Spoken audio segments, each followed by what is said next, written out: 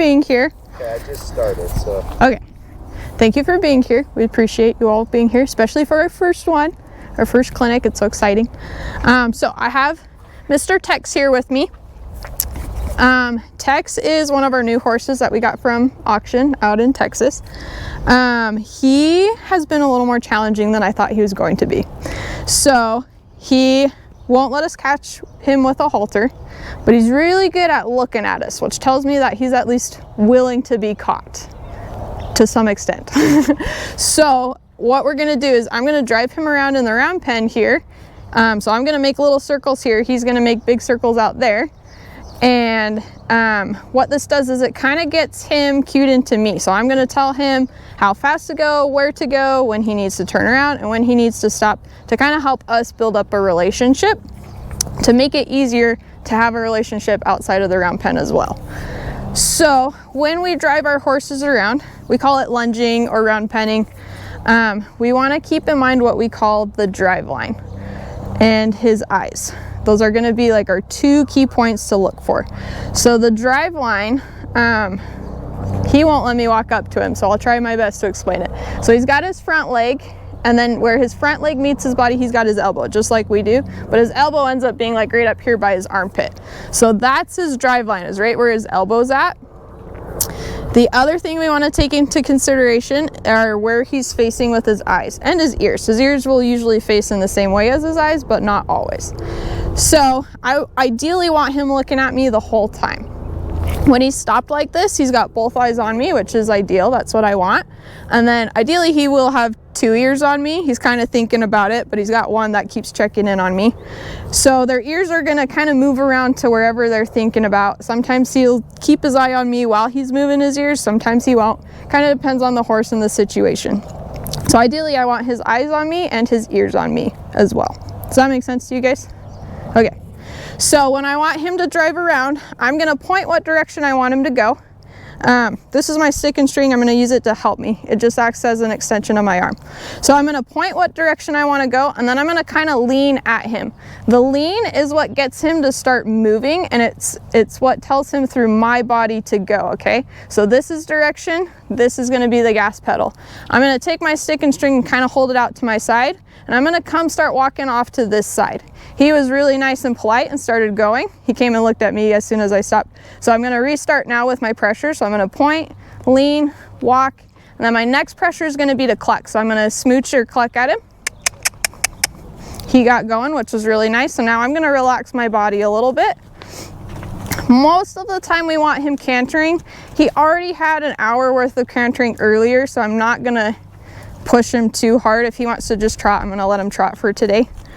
But I want to encourage him to keep moving. He has a tendency to turn to look at me, which I'm not mean about it when I tell him to keep going. I don't know if you saw it back in that corner, but he turned to look at me and I just pointed and leaned forward and he went back out to his little circle out there. He's going to do it again. So right here. Good boy. So now I'm going to start adding in a little challenge, and I'm going to ask him to turn.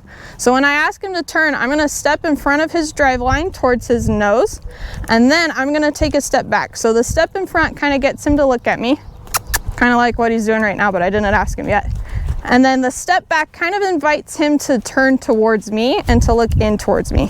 The key is that he's looking at me when he does this. If he's not going to look at me, he's not going to turn in an appropriate manner. When he turns around, we always want their nose to turn towards us and not his bum. If he turns his bum towards us, it's a very threatening manner. It's what horses do to each other when they're going to kick each other, or a predator. They'll do it to predators too. Good boy. So right here, I'm going to step out in front of that nose. I'm going to back up a little bit, and he didn't turn to look at me, so I'm going to keep driving him forward. Then he looked at me as soon as I asked him to go forward, stinker. And then we'll try again right here. So I'll step in front, kind of back up. He's kind of thinking right there, so I'm going to ask him.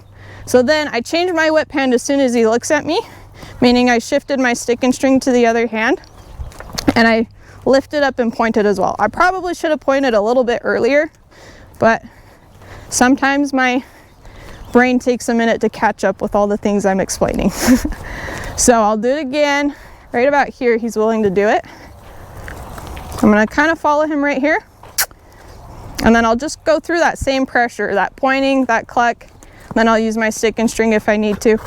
He's been doing this all day, so he's gotten pretty good at turning. Good boy. So now I'll ask him again. He kind of thought about it right there. Good boy. So especially with these guys who are learning, I give them a little more of an opportunity to think through the problem. If this were a horse like Raina, where I know she knows it, I'd go through my pressure a little bit quicker and a little more like reprimand. Good. I'd reprimand her a little bit more because I know she knows what I'm asking. But for him, I kind of let him think through it a little bit longer. So now I'm gonna ask him to stop.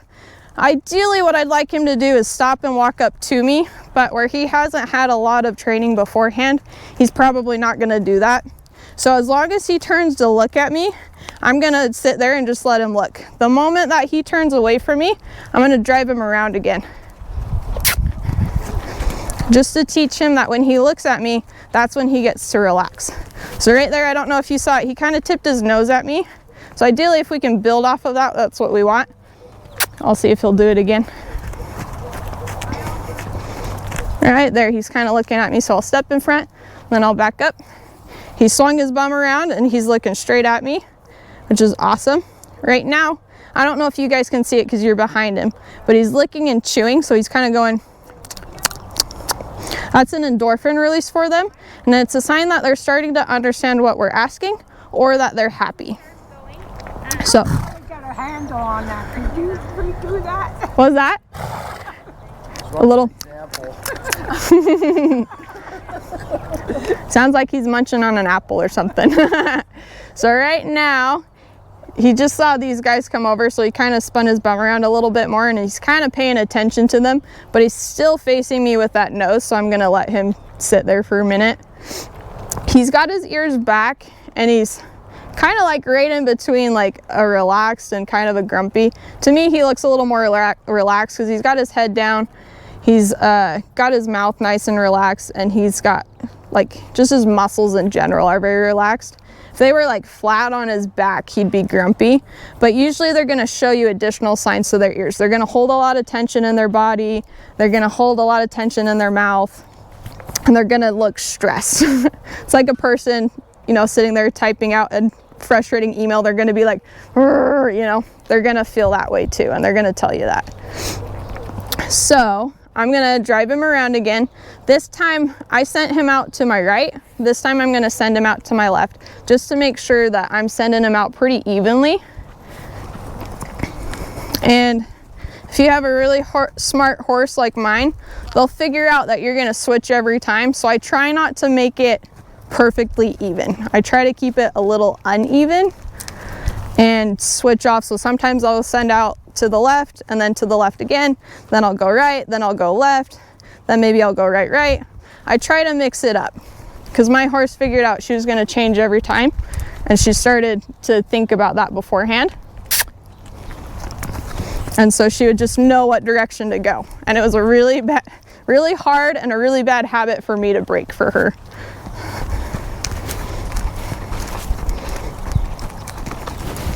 So then right here, I'll ask him to stop again. Good boy. It took him a little bit longer to think about it, but he also kind of tripped right in there. So he might not have had his feet under him very well. Good boy.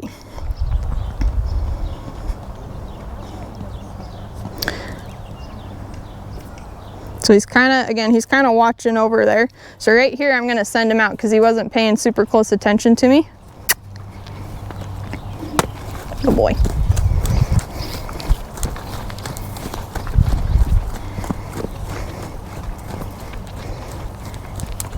There's a lot going on. Like, you guys are all new to him.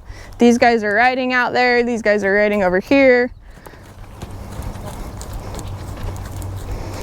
So he might be a little distracted, but I want to hold him to that high standard and be like, hey, you need to pay attention to me because it's a safety measure. If your horse isn't paying attention to you and you're standing in close quarters to them, and then they get spooked by something and they plow you over because they weren't paying attention.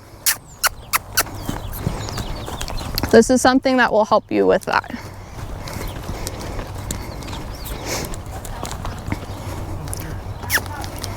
Good boy.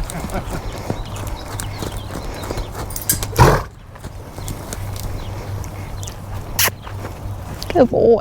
So now I'm going to challenge him a little bit. I want him to start turning a little bit faster because he got really good with his turns and turning to the inside, which we worked on a lot yesterday and a lot today, so he's been pretty good about it. But we want to start challenging him and asking him to follow through with his turns a little bit quicker.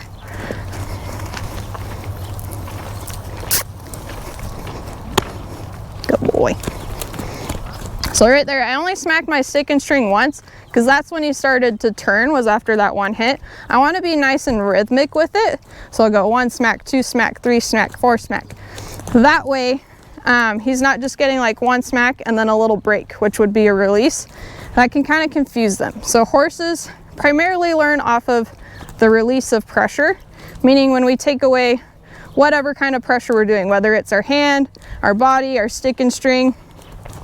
So as soon as he even thought about doing that turn, that's when I released him because he's learning.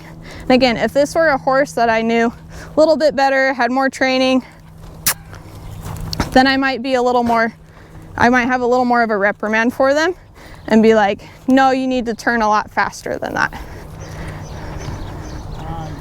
So right there, he's not looking at me that time, so I'm just gonna send him out again. And then almost immediately, I'm gonna try again and see if I can get him to turn towards me. There you go, good boy.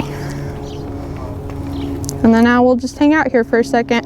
Let him kind of catch his breath while he's looking at me. He's made a ton of progress. Yeah, he's been doing pretty good.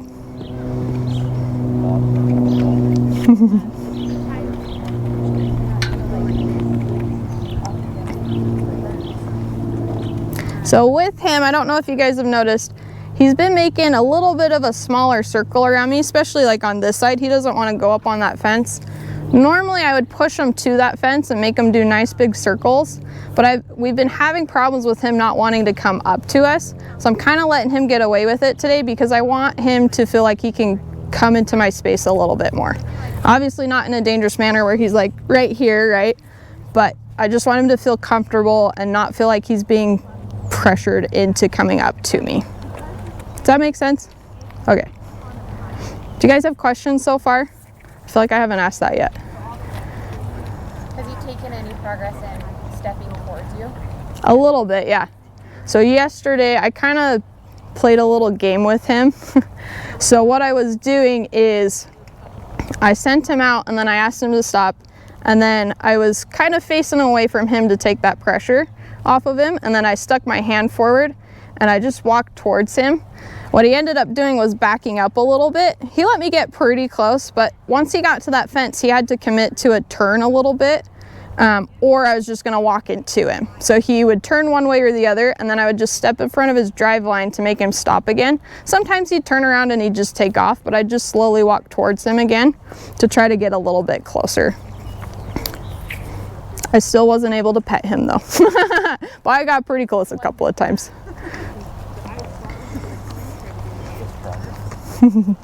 Yeah, he's been doing pretty good. And I like that he keeps looking at me. Like even though he'll look over there, he'll immediately look back to me, which I love. You good boy, huh?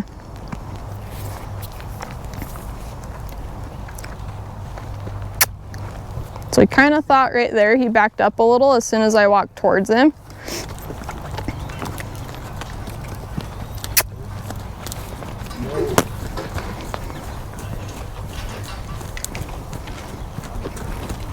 Were you gonna say something, Tyson? Yeah, now that you've kind of talked through it, maybe work him for a bit. Okay. If you see anything unique, then call that out, but otherwise work him like you would just work him for a minute. All right.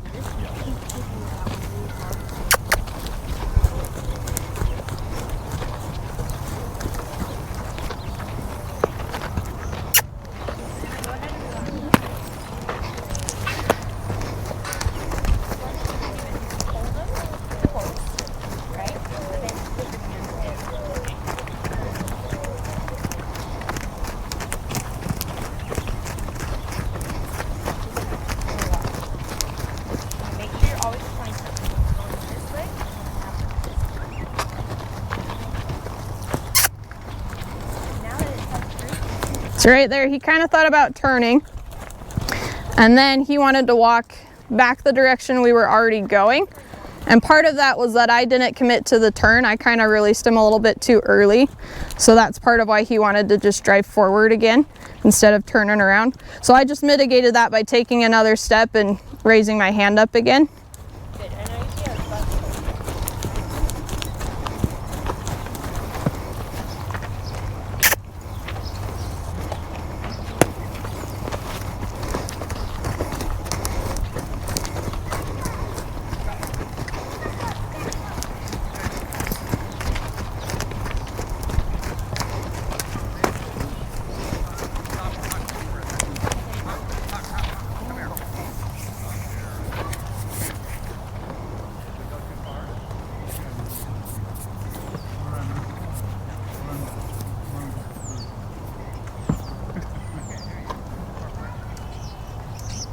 Good boy.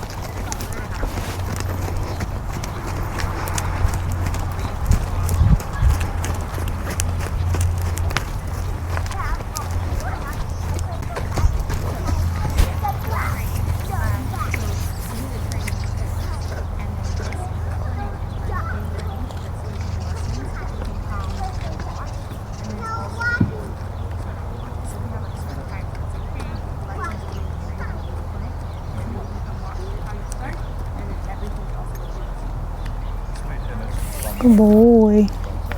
Good boy.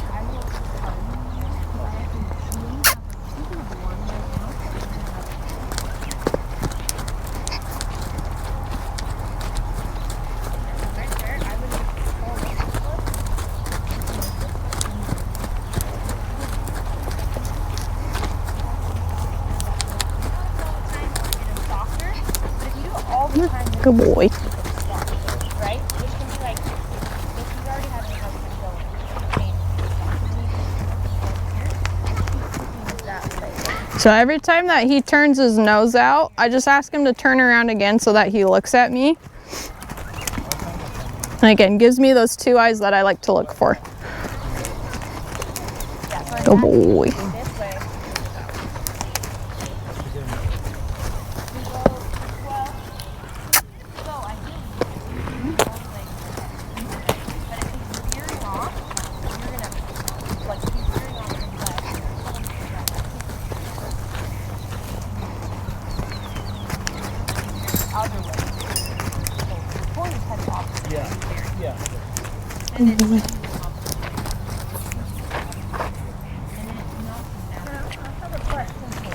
Uh-huh.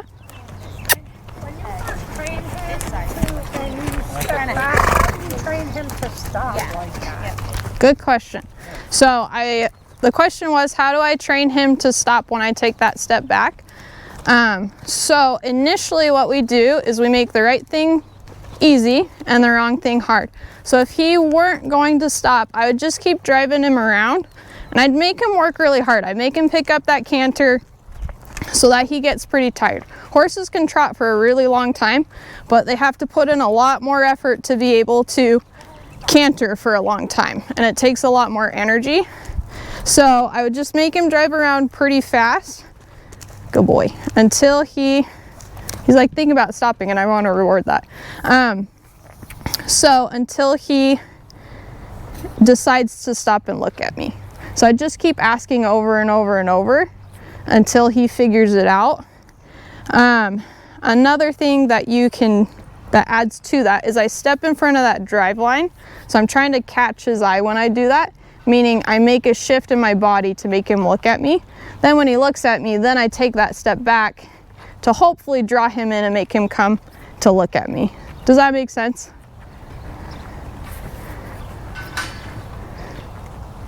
The drive line, our body position in conjunction with the drive line communicates go forward or stop. That's the first key. And then like Lexi was saying, that step back opens the space, and they tend to like that relief of pressure, so they'll tip into that. They'll be like, oh, that's nice. Is another way to explain it. Yeah, that was helpful, thank you. So he's kind of looking away from me now, so I'll drive him forward again.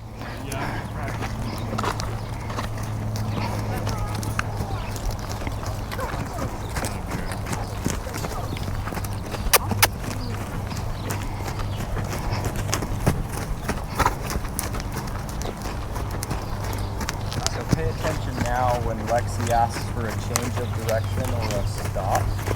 The contact forward to not really have a lot of training. Otherwise, you could grab him with a halter, that kind of stuff. So when she asks for that change of direction, notice how his body position cuts off the drive forward. We're looking at right about his shoulder. Lexi cuts in front. So now that door is closed. So the only way for him to go is towards us and back to the other place. Does that make sense? Yeah. More sense? Yeah. It's kind of a hard concept to understand. It's a very good question.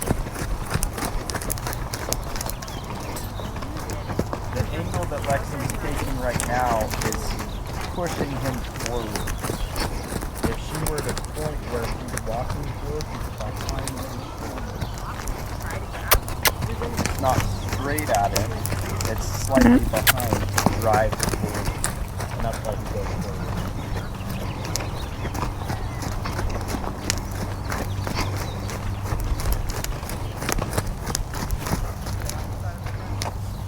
So right there, he kind of pointed his bum at me. Let's see if he'll make a good choice.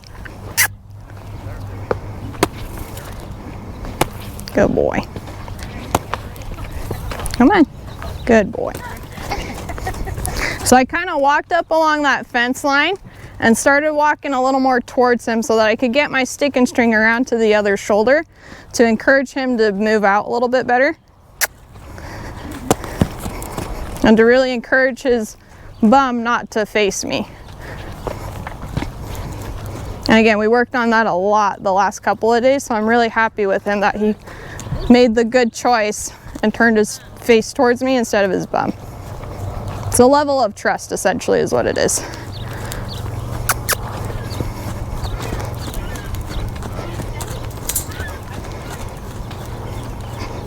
Good boy.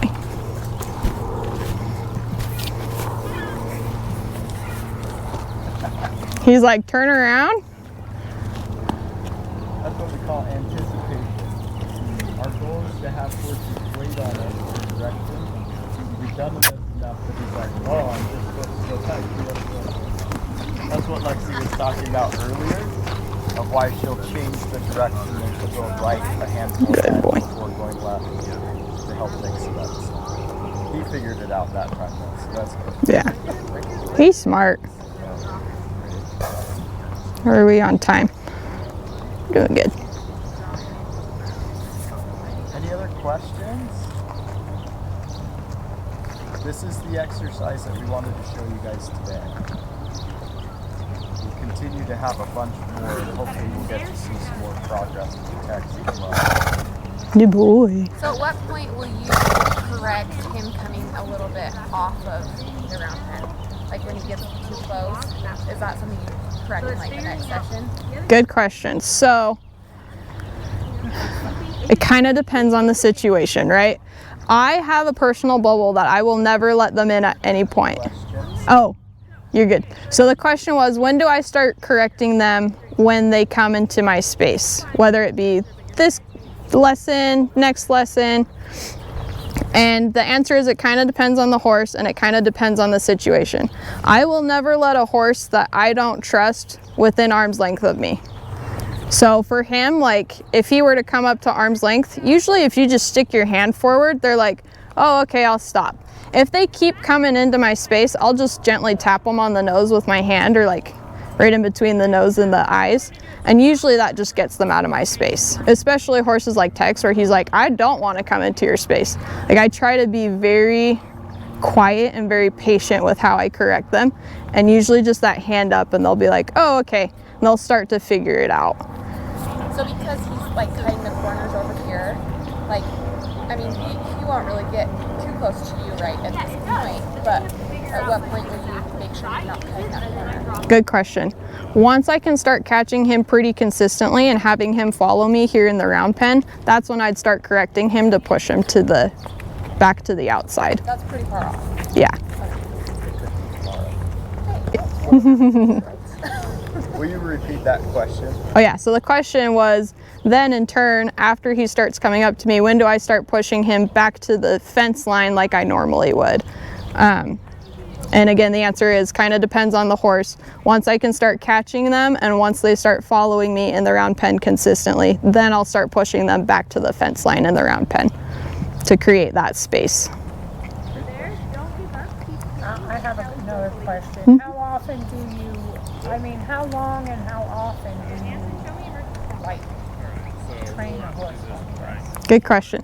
So the question was, how long and how often do we train? We try to train them 5 days a week. The reality is we have a lot of horses, so sometimes that doesn't always happen. But we do our best to train them 5 days a week, especially these newbies like Tex. They really thrive off of that repetition, off of doing it consistently. Imagine giving a school kid a homework assignment and you're like, what's 2 plus 2? And then you never ask them again what 2 plus 2 is. They're probably not going to retain it. So we do it as often as they need is probably the best answer.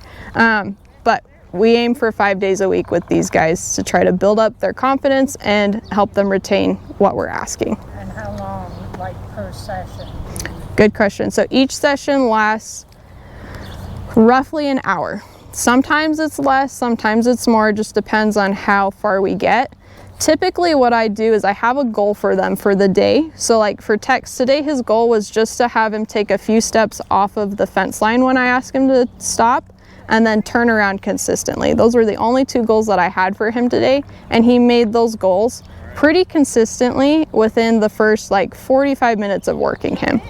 The other thing to consider too is when we do round penning like we are with Tex today, those tend to take the longest. Everything else afterwards takes roughly half an hour to help teach the horse to at least get a good foundation and get them pretty consistent with it. Does that answer your question? Okay. Yeah. Oh, good question. So the question was, how would we, sorry, say it one more time. What would you do if you had a horse that didn't care about your pressure? Okay, what would you do if you had a horse that wouldn't care about your pressure? So I would increase my pressure. So first off, I would do my hand pressure, just that pointing like I initially did, or if we were doing something else like yielding the hindquarters, increasing my body pressure. So sometimes what happens is horses aren't understanding the pressure that we're giving, or we're not making it obvious enough what we're asking. So I check myself first and make sure I'm asking in the right way, meaning my hand's in the right position and my body's in the right position. Like Paisley, my personal horse, I have her to the point where I can lean like this and she'll back up. Horses like Gandalf, who are still new, I have to lean way far forward like this to get him to back up. So sometimes just that little bit of adding to your body will help it. The other thing is that our stick and string is going to be our friend. So typically, and again, it kind of depends on what we're doing, but typically I'll make a noise with the stick and string and I'll keep it where I don't want them to go. So let's say I'm sending Tex out to my right, I'm gonna keep my stick and string in my left, and I'm gonna smack it on the ground. We try to do 4 times. It's kind of hard in here, like this is kind of a big gap between me and the horse, so typically it's a little bit more. But I'm also going to increase how fast I walk up to him and how fast I do my stick and string. So initially I might just do like 1, 2, 3, 4. If he's not doing it, I'm gonna start walking up to him and increase my speed with my stick and string. 1, 2, 3, 4. 1, 2, 3, 4. We always do increments of 4, just to keep it consistent for our horses. If I get up to him with my body, and this would be in the instance of a round pen. Again, if you're doing like hindquarters or something like that, you've got to kind of change how you're asking and what you're asking. But at that point, if I get to the point where my stick and string can reach him, I'll just give him a little whack. And again, it's about consistency. So 1, 2, 3, 4, 1, 2, 3, 4. And most of the time, by the time you get to that point, a horse is going to make a decision on where they're going to go.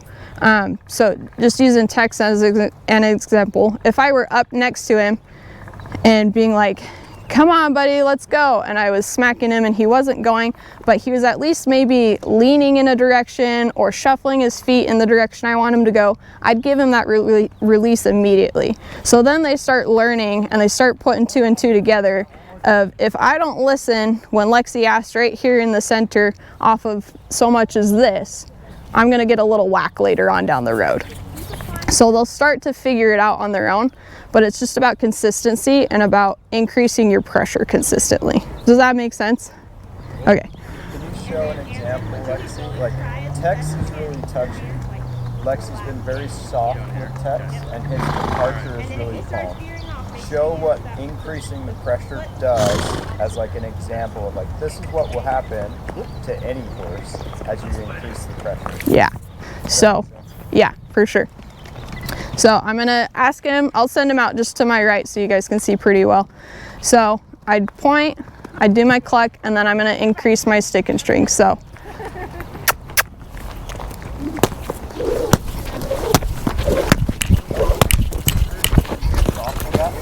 With a horse that's dull, sometimes it takes that much pressure. Eventually we work back and back and back. You see how Lexi increases.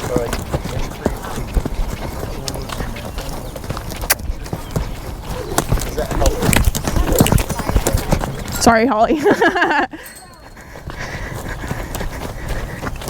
And more of this fast pace is where we get to next. Like, she's probably right about at the stage where it's like, now we got to make it a lot harder to be outside on the pace, so that when she asks for him to come in, she's like, oh, I want to be with you. If I'm out here on the fence, I have to do this.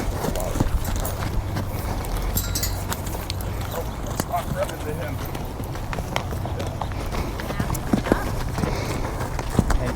Come in, so Lexi's like, now we're gonna go the other way. And I'm gonna have to that's the goal of it.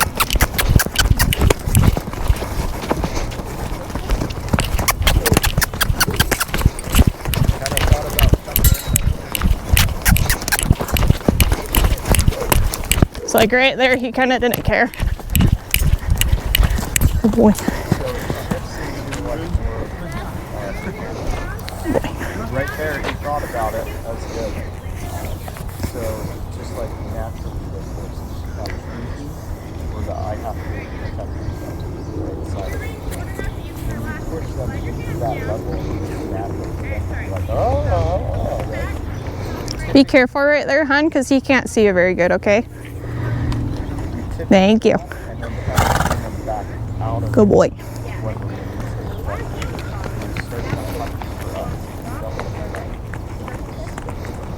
for us. Yeah, so Lexi, with him, you've done a really good job with him in the trotting phase. So if you're working with a horse that's younger, would you want to do these exercises in the trot first, or do you want to always start in the canter? Good question. So the question was, do we want to always do the trot or do we want to do the canter? The answer is ideally get them into the canter. Doesn't matter their age, doesn't matter their level of understanding initially. We're gonna pick them up into the canter because they can't hold a canter very long. It's a lot harder for them to canter for a long amount of time versus a trot. It's like us jogging. We can jog for a while, but if we could speed walk a lot longer, right? We'd cover a lot more ground because we're not as tired. It doesn't take as much energy. So the reason I had him trotting earlier is because he's already been cantering for an hour at that point, and I could tell he was kind of getting tired. So I don't want to like, what was that? It's always better to teach in the canter. Yeah, always better to teach them the canter off the bat. But I try to listen to their body and let them tell me if they've had too much. Yeah. Does that answer your question? Yeah. Okay. Any other questions?